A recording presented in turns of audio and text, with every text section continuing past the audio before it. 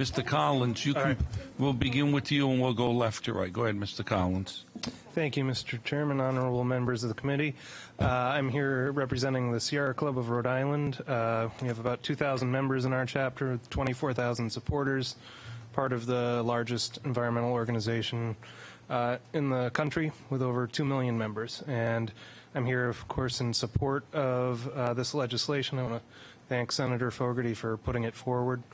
I don't have to belabor a lot of the points that you've heard tonight, a lot of information for you to absorb. I just want to give a big picture sort of context to what you're seeing before you and how you might decide. This is the hottest year on record. We're 99% sure that, no matter what the temperature of the rest of the months are, it's going to be the hottest year ever, on top of the fact that last year was the hottest year before this. Last year, seeing these trends continue seeing this warming trend continue across the globe, 196 countries came together in Paris to sign a climate accord, which established a goal of only 1.5 degrees of warming. We've already gone over a degree here this year. So that's going to take monumental action, a mobilization like we really haven't seen in our history.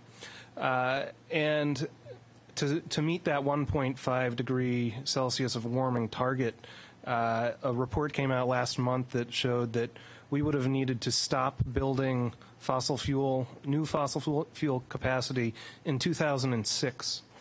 So that can give you a sense of where we need to be and how fast we need to be acting.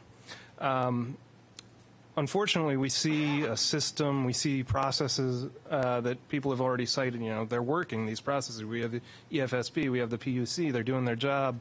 They're taking public input. But the jobs that they're doing are facilitating the creation of new fossil fuel plants. And if you're seeing a system that's leading to these outcomes that are no longer working for humanity, you need to change those systems. And that's where you have the power. You have the power to revise the state's methods for siting these plants and considering them. And that's what this EFSB portion of the bill would do.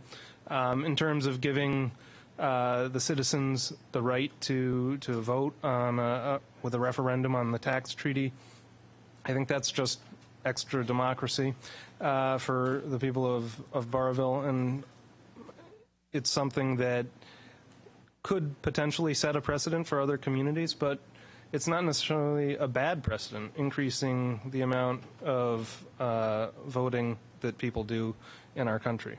And it's only a precedent, really, if you continue to listen to these arguments and allow referendums in the different cities and towns. So I think, those arguments are overblown. I do think that if you give the people the power of a referendum, it actually does increase the bargaining power of town council members. I certainly think if I was going into negotiations with, some large company that wanted to come into South Kingstown, and I had to say, my people will never go for this unless you give us something more, I think that's a strong argument, and I should know. So for all those reasons, I hope you will consider supporting this legislation. Thank you.